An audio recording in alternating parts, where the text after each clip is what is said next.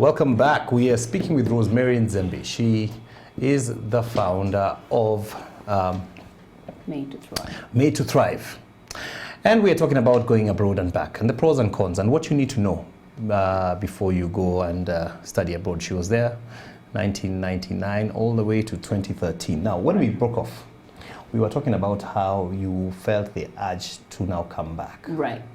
You know, and now you had been doing this program for 6 years. Right. Where you're coming every Christmas. Right. Salamia watoto, you have a fun day, and then you're thinking there's more to it. They need fees, they need clothes, they need somebody to talk to. Yes. So, yeah. Yeah. So you're thinking I need to do a bit more. Right. And then you go back, you say 2011, and you're not feeling your job anymore. I wasn't. And then what?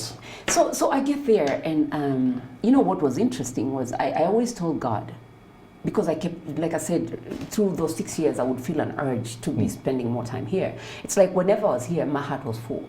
Yeah. Whenever I would go back, it's deflated. Like it's like a deflated ball. I come back here and it's inflated, and yet what I'm doing here is giving, but I get inflated.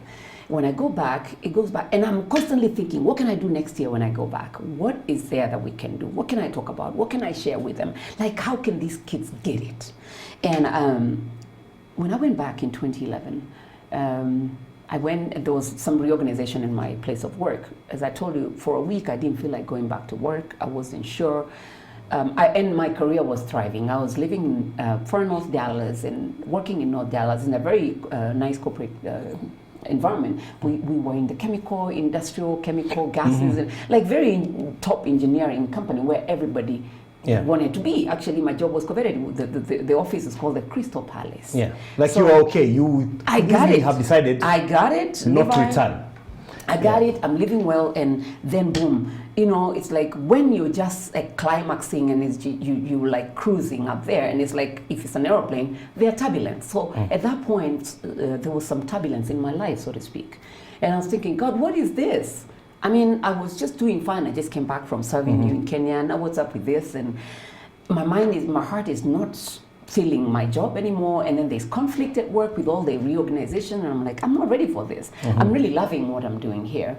And so I'm beginning to negotiate with God, and I say, you know what, like maybe for another 5 years I can work and save. And you know, you're bringing logic to work now. You say, God, and logic and faith is like water and oil. They just don't mix. You're going to act out of faith or logic. So what pushed you? So what pushed me was I gave God I actually gave him 3 questions or tests.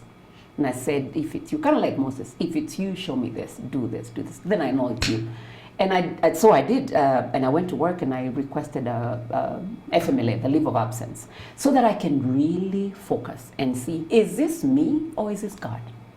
And everything I asked him came to pass. Everything, including an audible voice.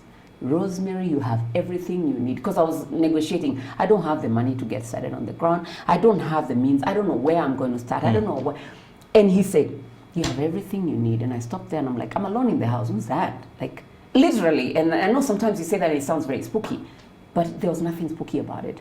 So I went back and I said, okay, I need to know what you mean I have everything I need.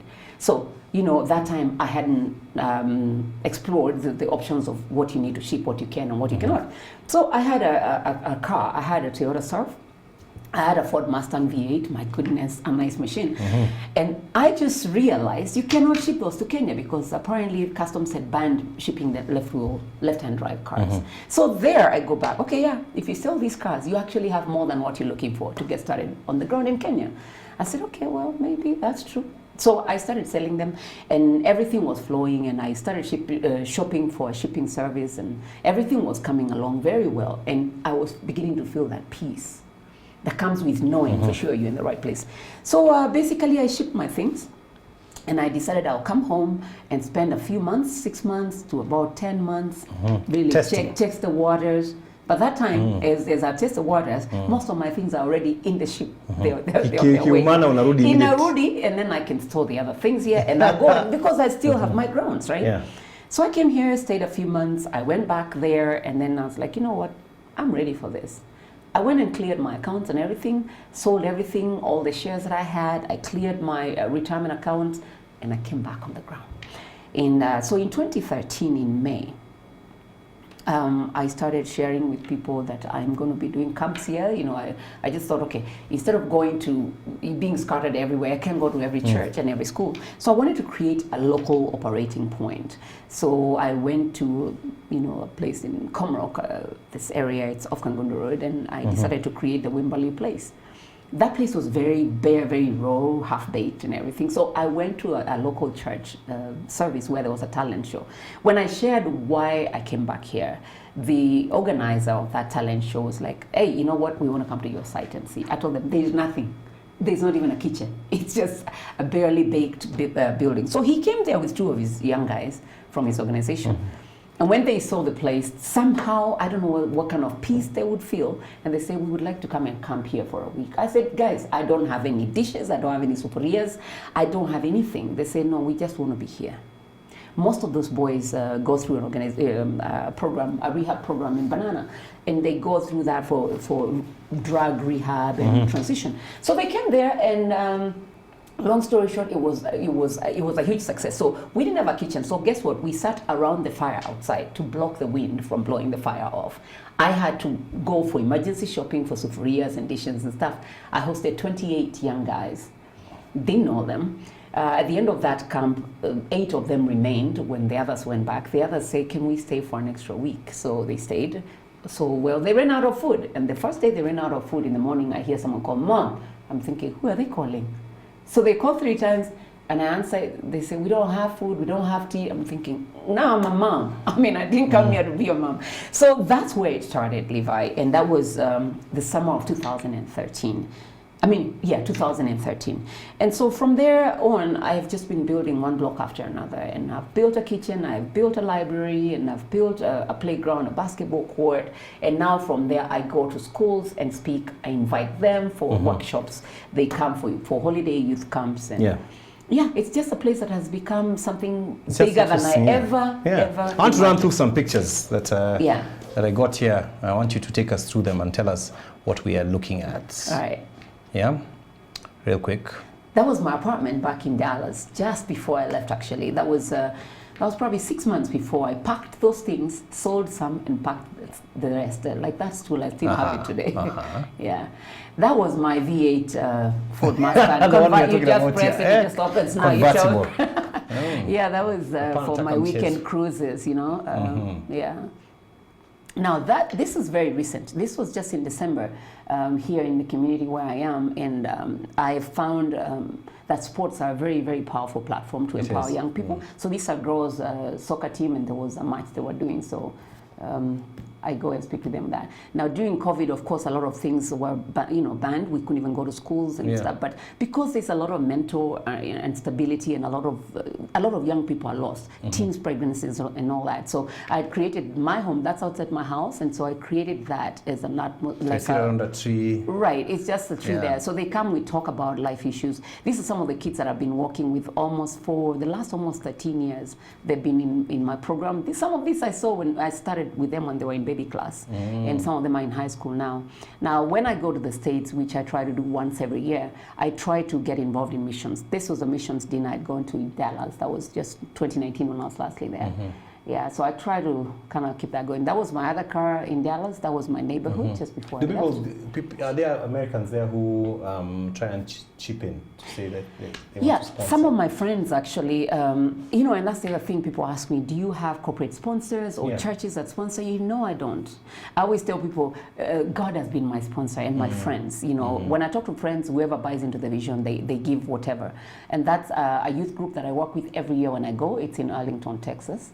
So I was speaking to them. This is a high school there. Now you see how high school kids there are very different. That's how they go to school. No uniform, just like that. And so I was there to speak at, again, this is another school that I've partnered with for the last 4 years now. It's in Den. Now this is back in Kenya. This is Miss Yani Girls. You can see that. Yeah. Can you see the difference, right? Yeah. Maybe let's see the other picture of your high school in No, let's go back. We want to go back to that high school. To the other high school, right? To the other high school.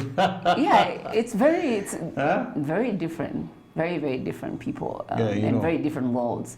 Yeah, the one just before that. There, Yeah. that's high school. No, that's a youth. That's a youth, and that's inside church. That's now high this school. is high school. Yeah. We had a and Yeah. this. My brothers would see this. You're familiar with the Rotary Club. So these are the high school Rotarians. Oh, So I okay. work with them through the Rotary clubs. Yeah, yeah. So moving on. So this was my final dinner to tell people in 2012 that I am moving back to Kenya. So this was Intercontinental Dallas. They actually hosted the event and did not charge anything as a partner. So these are some of the people who have believed in me, actually, that like the lady and the husband there, and then the lady to the far left, we work together. So those ones have stood with me, encouraging me in words and anything that I've ever ventured into. This was my trip going to the US. If you see For the very first time. to the far left, Yeah, that was third me from there left. wearing checked shirt. Yes, that was me leaving. That was my mom right next to me there, besides me to my left. God bless her soul. My grandma there in blue. Those are the two women who shaped me into the person I've become today. By faith, no material. So when I live this life, I feel like I represent them.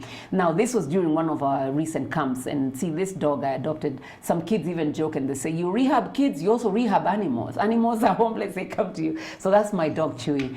And this was during that camp. We had taken them to a dam hike where they love to bathe in the mud and whatever. We don't have swimming pool in the village, so that's how we become our swimming pools. Yeah, you do what you can. So yeah. So we usually do it with high school, mostly high schoolers. Yeah. And this was during that soccer camp that I was showing you earlier for the girls. So I just tried to go out there and speak with them. Yeah. Now that was my apartment before I left. You see how different it is. I left that, I came here, and I'm like, well, there's nothing like cold here. But again, I mean, there's the pros and cons of being out in the States. Yeah. I like to use my experiences to actually teach here. So Yeah. So that was it. yeah, and I even see that's part of kweli America iko na mambo. Now let me ask. Yes. Because now we don't have much time, but I need to ask this. So now, this question we have just down there. Right. What you need to know before you go overseas. There's so many people who want to go abroad. Right. Especially the US. Other countries as well now, but you know, the US is shaping a lot of our ideas and thoughts, either through policy or through their movies. Right. And we see it, we fantasize, we want to be there. We want to be there, yes. Get there and become a celebrity overnight. What can you tell guys now about what they need to know?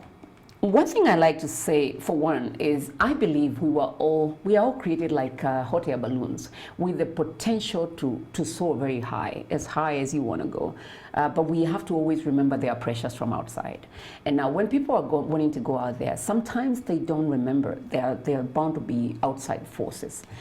For example, one thing that they need to know, whether it's the parents or the children, their success being out there, it's never going to be dependent on the size of their bank account back here in Kenya, or their social status, or who they are in the society and all that. It's really going to be centered on God. One thing I always will want to tell people is committed to a higher power, and to me, it's God. I say before they go, first of all, they need to know, why are they going? Is it just a fantasy they've had? Is it just because the parents have money and they want the prestige of saying my kids are studying in the US? Or do they know what it even entails? Is it something they could study here maybe?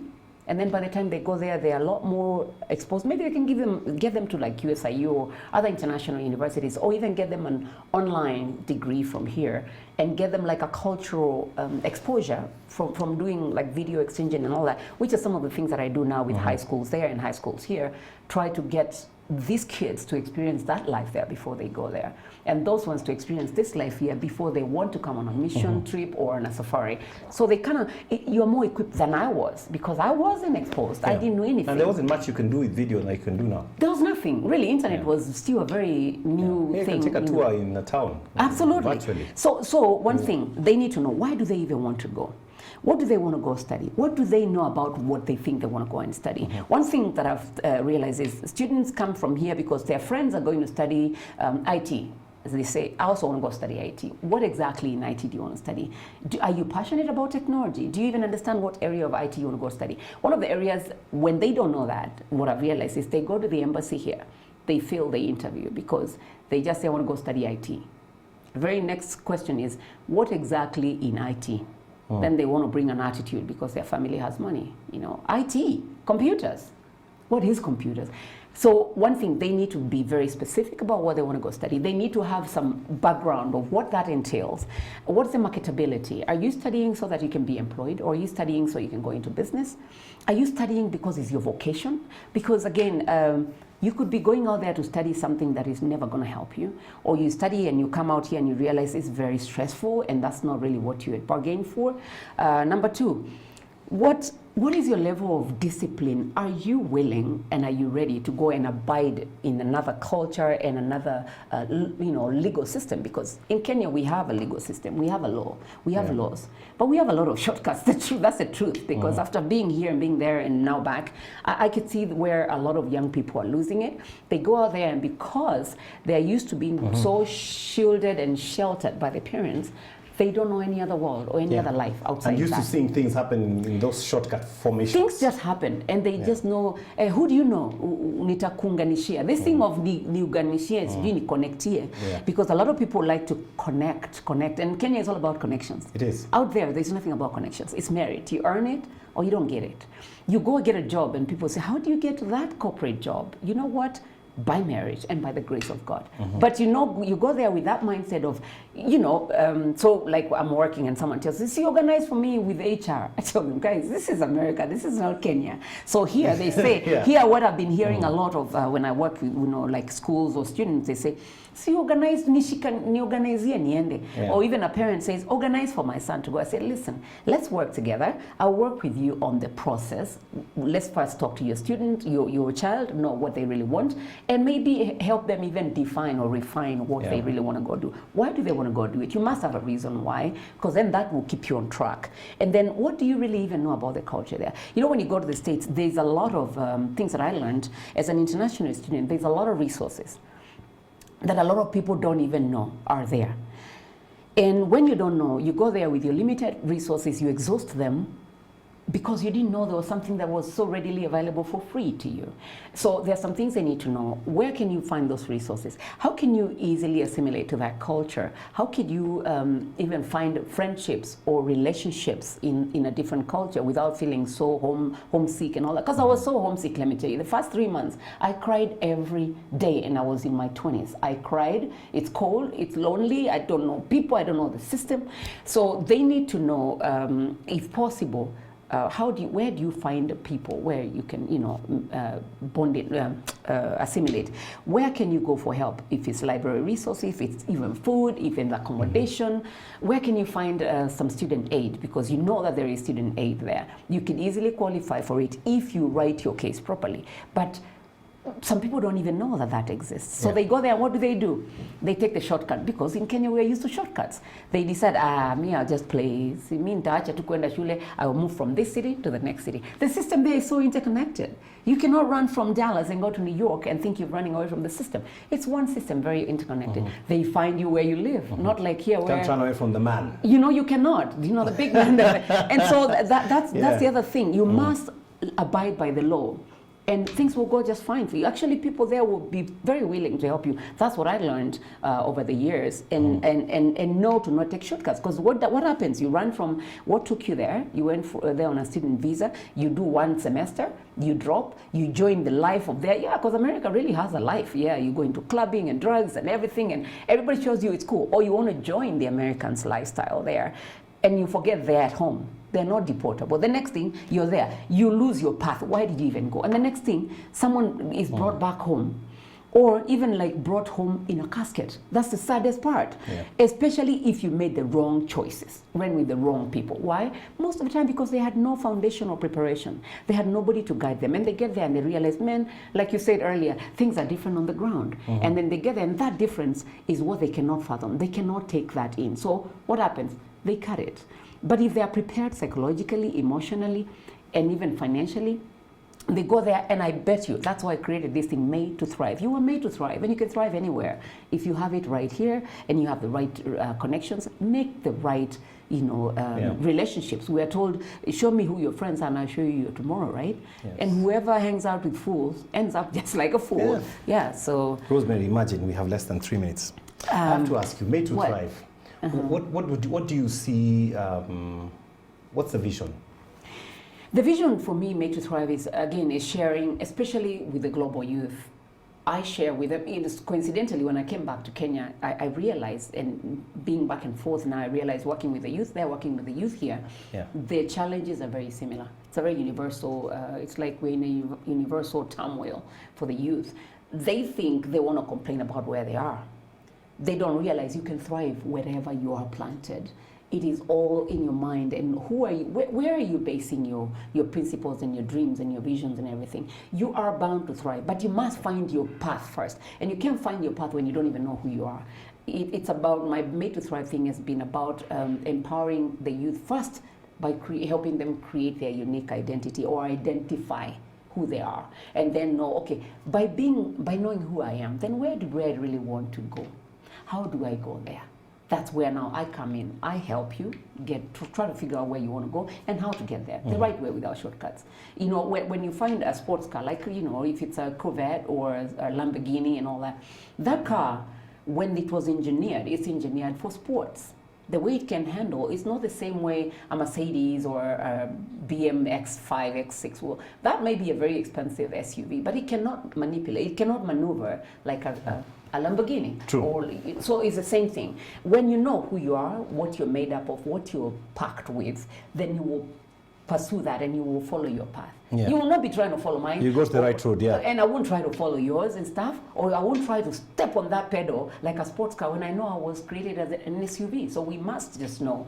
And that's really my whole thing, helping them identify who they are, where they want to go, and how they want to go there. Yeah. But especially traveling or studying overseas. And so I try to help them even through the, if it's university application, the whole process, going through the preparing them for an interview psychologically. Yeah. So that when so they to go, that parent they're prepared. who seated there, who's watching this Right. today and thinking, you know, I want my child to go. What takeaway would you want them to have?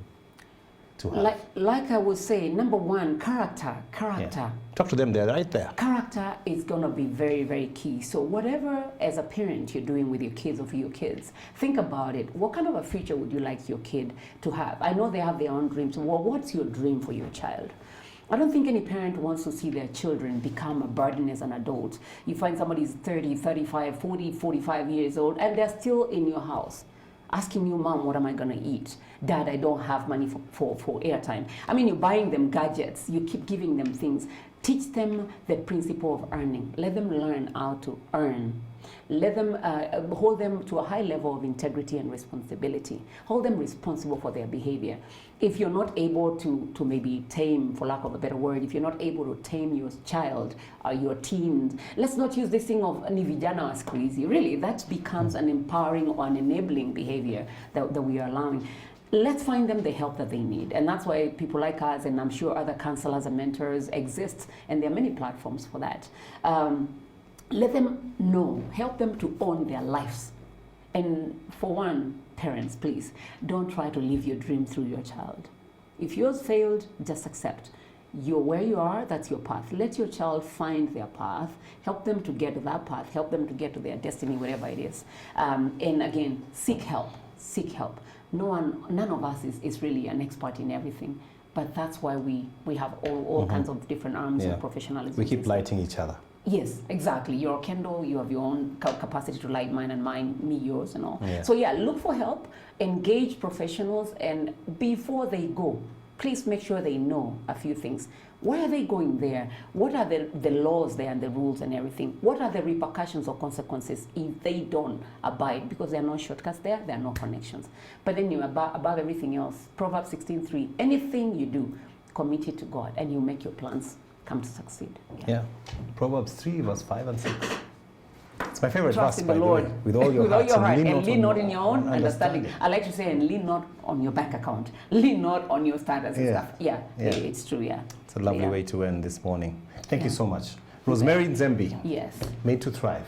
Absolutely. We'll be watching, looking, and of course we'll keep on engaging because, you know, this conversation never stops. Absolutely. Yeah. And I share a lot. I find like the youth sometimes will come to me before the parents come because there's some things they want to ask you, but they won't ask their parents. True. So, I always find them asking me some very intriguing questions, but I'm always very open with them. Where are you found before we close?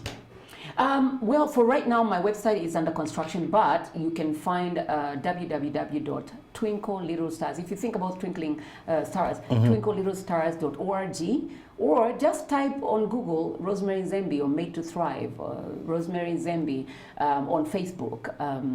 I think you can see my face and you recognize me. twinklelittlestars.org, or you can also reach me on 0701 011 468 or 0731 257 624, and I'll be glad to help. Yeah. All right. Yeah. We'll wrap it up there. Yeah. Thank you so much. That's 59 minutes for today. Look forward to seeing you tomorrow. As always, God bless you. Have a good day and stay tuned for Ilosu coming up. Yeah. You bet.